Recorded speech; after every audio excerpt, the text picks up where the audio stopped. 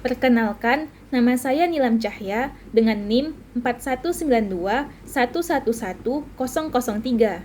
Di sini, saya akan mempresentasikan mengenai penelitian pengembangan untuk memenuhi tugas mata kuliah Media Pembelajaran Matematika berbasis Ilmu Teknologi.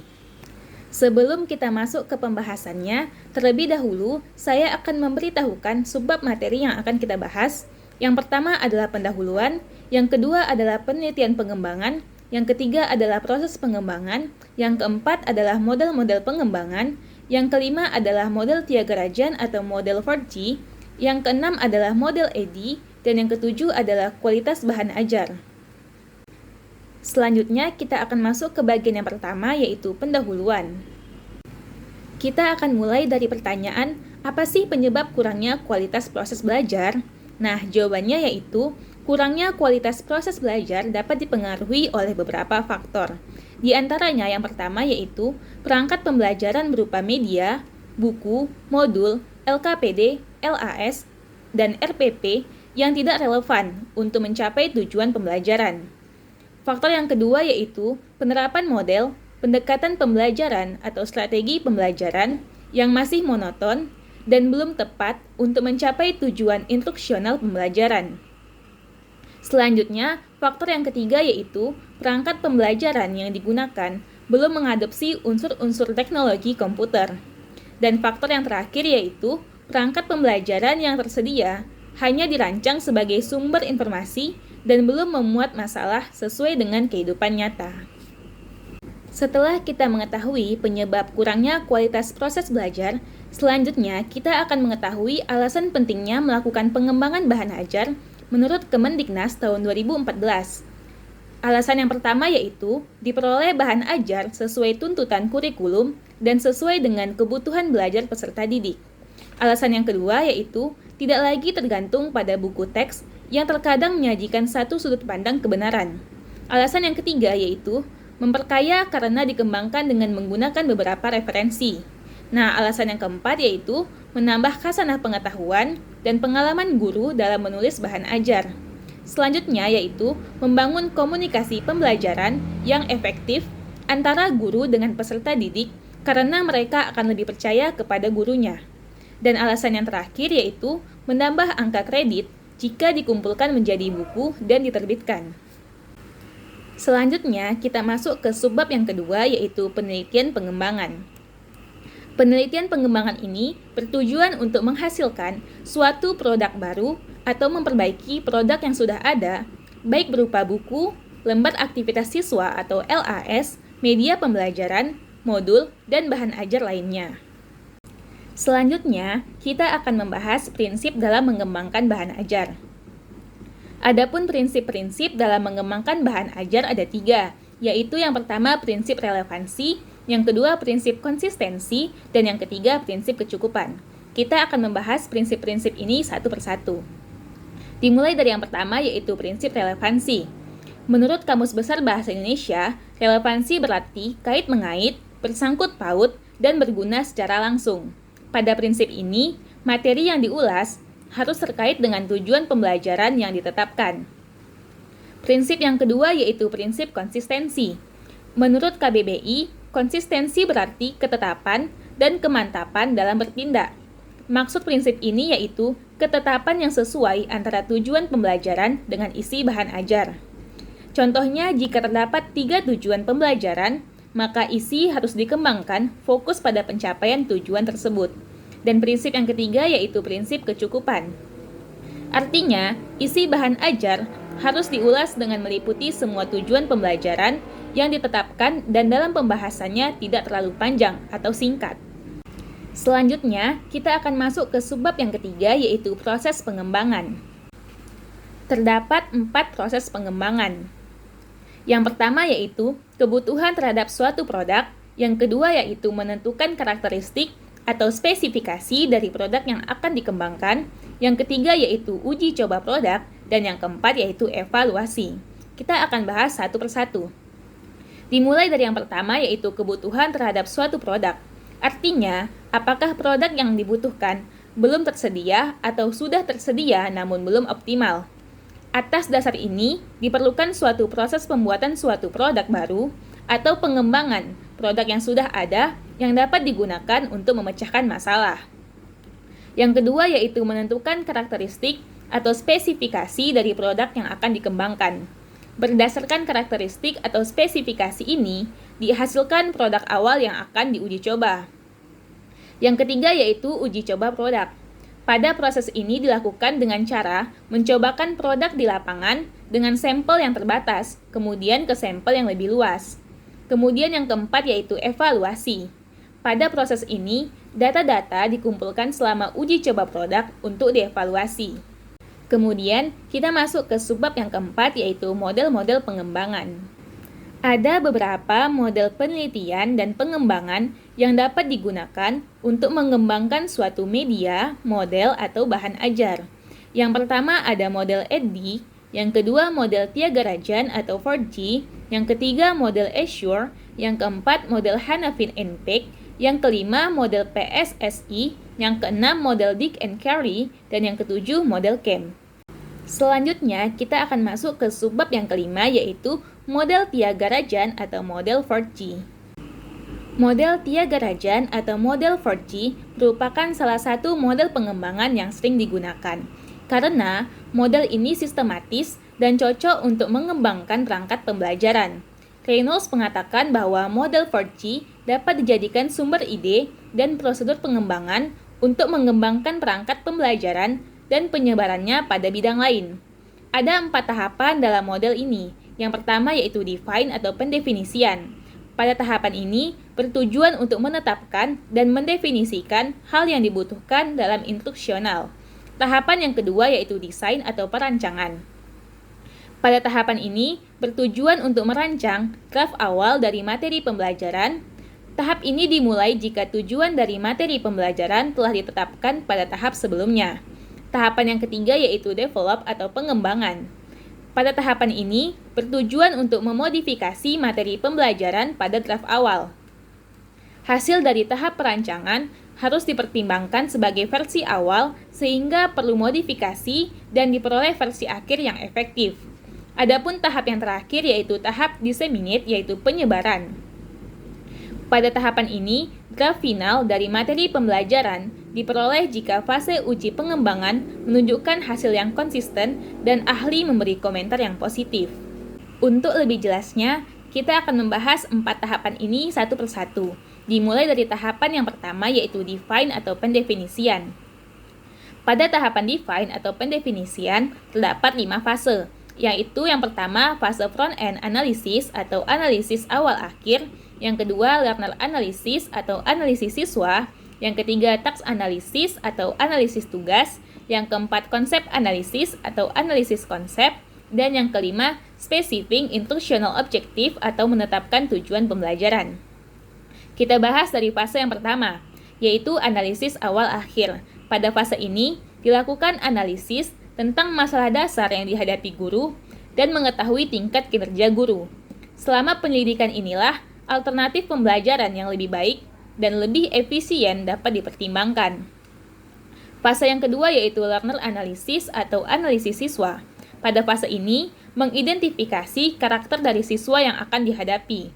Karakter yang dimaksud adalah kompetensi dan latar belakang, pengalaman siswa, perilaku umum terhadap topik pembelajaran, pemilihan media, format, dan bahasa.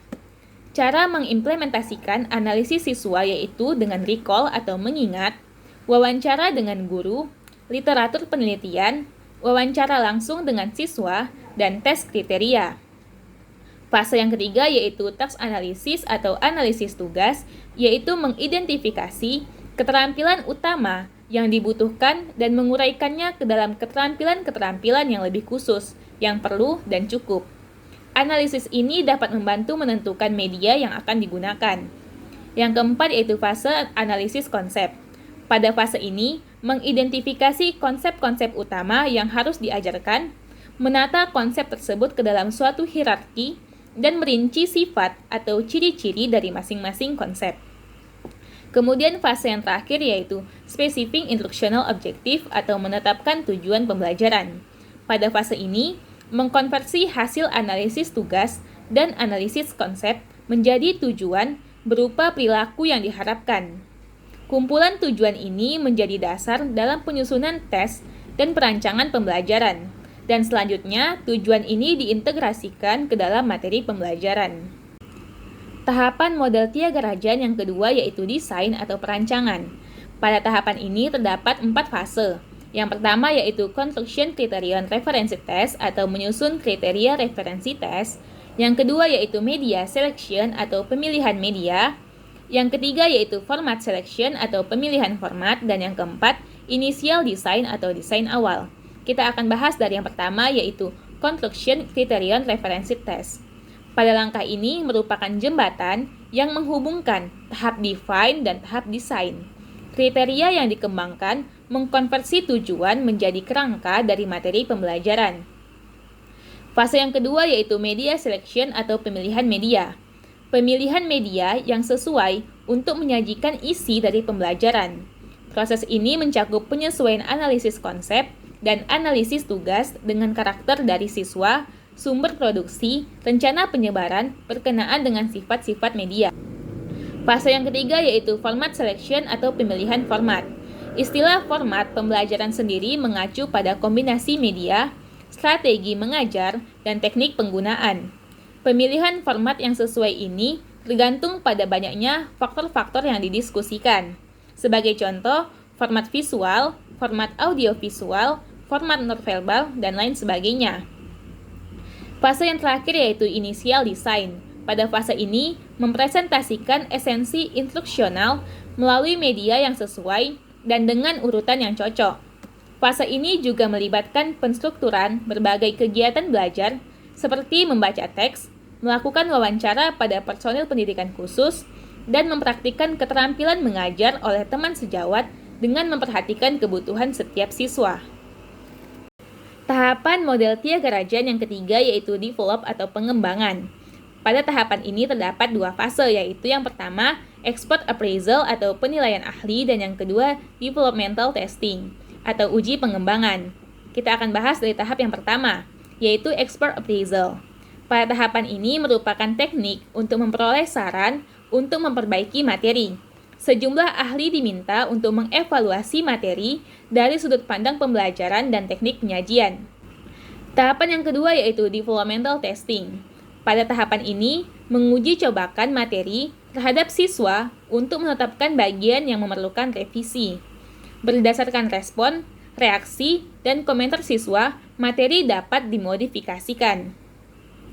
Siklus menguji, merevisi, dan menguji ulang dilakukan hingga diperoleh materi yang berlaku konsisten dan efektif. Uji pengembangan melibatkan uji coba materi instruksional pada siswa target yang bertujuan untuk mengumpulkan data dalam membuat materi instruksional yang lebih efektif. Tahapan model Tiaga Rajan yang terakhir yaitu disseminate atau penyebaran.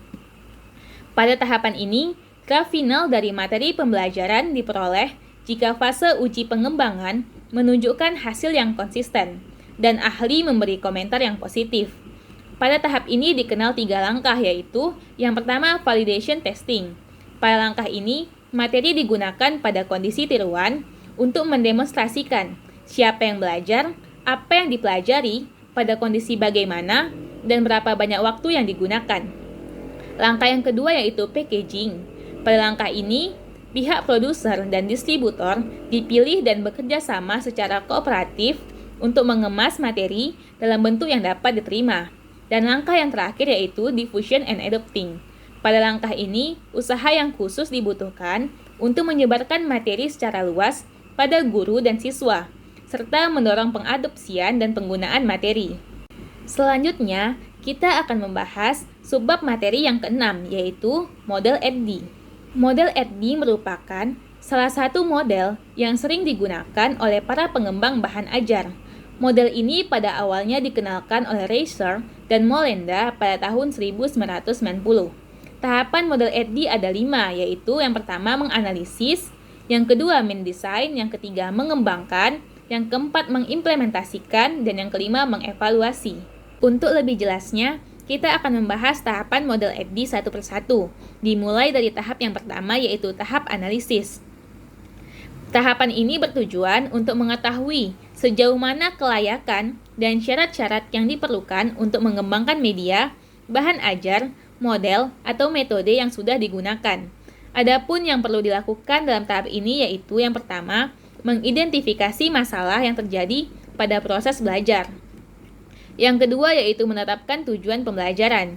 Yang ketiga yaitu mengidentifikasi knowledge dan keterampilan siswa. Dan yang keempat, menganalisis lingkungan belajar siswa. Tahapan yang kedua yaitu tahap desain, yaitu kegiatan merancang konseptual untuk mengembangkan model, metode, media, atau bahan ajar guna memecahkan masalah yang ditemukan pada tahap analisis. Beberapa proses yang harus dilakukan pada tahap ini yaitu yang pertama, menentukan tujuan pembelajaran. Yang kedua, merancang rencana pembelajaran. Yang ketiga, memilih media. Yang keempat, merancang perangkat yang diperlukan. Dan yang kelima, mengembangkan alat evaluasi untuk mengukur kompetensi tertentu. Tahapan yang ketiga yaitu tahap development. Pada tahap ini, proses pengembangan produk baru berdasarkan hasil tahap desain, di mana kerangka konseptual direalisasikan menjadi produk yang siap pakai pada tahap implementasi. Adapun yang perlu dilakukan pada tahap ini yaitu yang pertama, mempersiapkan bahan ajar. Yang kedua, merencanakan rangkaian proses belajar. Yang ketiga, merencanakan sistem pencapaian. Yang keempat, memilih dan memilah bahan ajar yang sudah ada. Yang kelima, mengembangkan rencana pembelajaran. Dan yang keenam, memvalidasi rancangan pembelajaran. Tahapan model EDDI yang keempat yaitu tahap implementasi. Pada tahapan ini, bertujuan untuk mengimplementasikan atau uji coba produk yang dihasilkan pada tahap pengembangan. Proses uji coba dapat dilakukan dengan one group pretest, post-test design, di mana teknik ini bertujuan untuk mengetahui efek sebelum dan sesudah pemberian perlakuan. Tahapan yang kelima yaitu tahap evaluasi. Tahap evaluasi dilakukan yaitu dengan cara evaluasi formatif dan evaluasi sumatif. Evaluasi formatif dilaksanakan pada setiap akhir tatap muka atau mingguan. Sedangkan evaluasi sumatif dilaksanakan jika telah selesai kegiatan belajar secara keseluruhan. Evaluasi ini dapat dilakukan pada akhir semester. Evaluasi sumatif ini bertujuan untuk mengukur kompetensi akhir siswa. Selanjutnya, dilakukan revisi berdasarkan hasil evaluasi. Sebenarnya, pada dasarnya evaluasi dan revisi pada model EDDI dilakukan pada setiap tahap. Hal ini disebabkan perlunya proses perbaikan pada setiap tahap pengembangan. Selanjutnya, kita akan membahas subbab materi yang terakhir, yaitu kualitas bahan ajar. Ada 3 indikator untuk menentukan kualitas perangkat pembelajaran. Yang pertama yaitu validitas, yang kedua kepraktisan, dan yang ketiga keefektifan. Kita akan bahas satu persatu. Dimulai dari yang pertama yaitu validitas. Validitas dalam suatu penelitian pengembangan meliputi validitas isi dan validitas konstruk. Validitas isi menunjukkan bahwa perangkat yang dikembangkan didasarkan pada kurikulum atau pada rasional teoritik yang kuat. Sedangkan validitas konstruk menunjukkan konsistensi internal antara komponen-komponen perangkat. Kemudian indikator yang kedua yaitu kepraktisan. Perangkat pembelajaran dikatakan praktis apabila dapat digunakan dengan mudah. Kepraktisan yang dikembangkan dalam penelitian ini diukur dari 3 indikator, yaitu penilaian ahli atau pakar, respon siswa, dan fakta yang menunjukkan bahwa perangkat yang dikembangkan dapat diterapkan dengan baik setelah proses uji coba. Kemudian indikator yang ketiga yaitu keefektifan. Keefektifan ini berguna untuk mengetahui tingkat atau derajat penerapan teori atau model dalam suatu situasi tertentu. Indikator untuk menyatakan efektivitas perangkat pembelajaran adalah ketuntasan belajar siswa. Secara klasikal, aktivitas aktif siswa berada pada kategori ideal yang diterapkan dan respon siswa. Baiklah, cukup sekian yang dapat saya sampaikan. Apabila terdapat kesalahan kata dalam penyampaian, saya mohon maaf, dan semoga bermanfaat untuk kita semua. Terima kasih.